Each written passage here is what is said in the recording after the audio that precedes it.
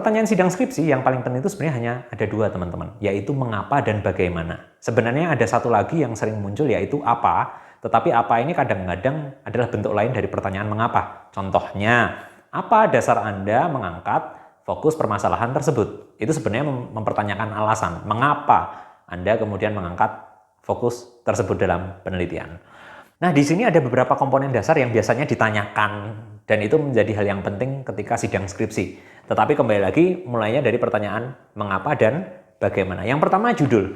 Judul ini memuat beberapa informasi penting yang bisa ditanyakan oleh dosen pembimbing, yaitu topik penelitian, fokus penelitian, dan lokus atau lokasi penelitiannya. Nah, ini misalnya contohnya, mengapa Anda mengangkat topik ini dibanding topik yang lain? Ya, atau bagaimana Anda bisa menemukan topik ini untuk diteliti kemudian. Lalu mengapa dan bagaimana Anda kemudian mengangkat fokus dan menentukan lokus atau lokasi penelitiannya. Jadi sebenarnya dari judul pun saya sudah bisa membuat pertanyaan begitu ya.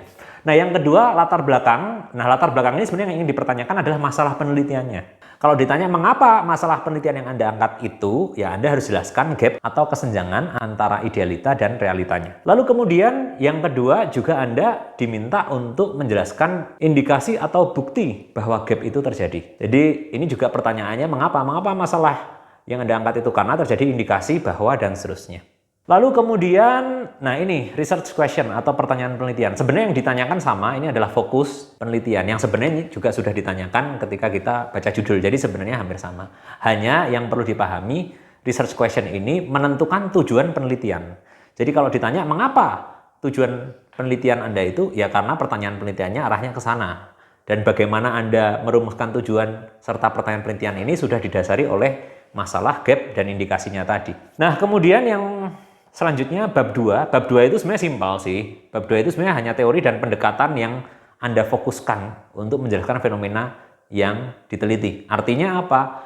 Ya sama, mengapa Anda menggunakan teori atau pendekatan itu dibandingkan teori dan pendekatan yang lain? Dan bagaimana sih Anda bisa menemukan teori dan pendekatan ini? Apakah Anda melihat tren dari penelitian di jurnal terbaru misalnya, dan seterusnya. Ya.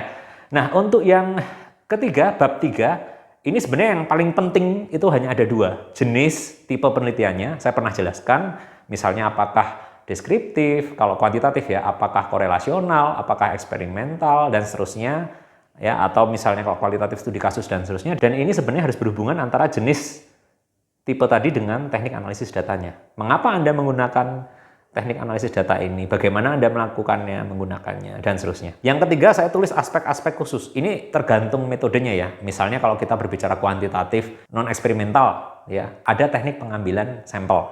Nah, itu juga ditanyakan mengapa Anda memilih teknik pengambilan sampel tersebut, dan bagaimana Anda melakukan pengambilan sampelnya. Jadi, selalu why dan how. Kemudian, analisis dan pembahasan. Nah, analisis dan pembahasan itu sebenarnya strukturnya tergantung dari teknik analisis data. Jadi kalau kita berbicara analisis data deskriptif, ya pasti teknik analisis datanya deskriptif dan seterusnya. Jadi kalau ditanya mengapa struktur analisisnya seperti itu dan pembahasannya, ya karena teknik analisis datanya ini, ya. Dan ketika ditanya kenapa teknik analisis datanya ini, ya karena jenis penelitiannya ini. Kenapa jenis penelitiannya ini? Karena ini sesuai dengan tujuan dari penelitian dan seterusnya, ya.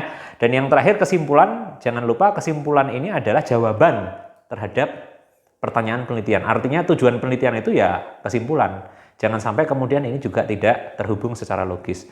Dan kembali lagi, yang terakhir, saran ini harus berdasarkan kesimpulan. Jangan membuat saran yang tidak berhubungan dengan kesimpulan. Nah, jadi itu ya teman-teman, paling tidak supaya teman-teman tidurnya nyenyak gitu ya sebelum sidang skripsi, teman-teman tahu bagian-bagian mana saja yang penting, plus teman-teman bisa men-challenge diri teman-teman sendiri untuk mempertanyakan draft skripsi teman-teman dengan dua kata tanya ini.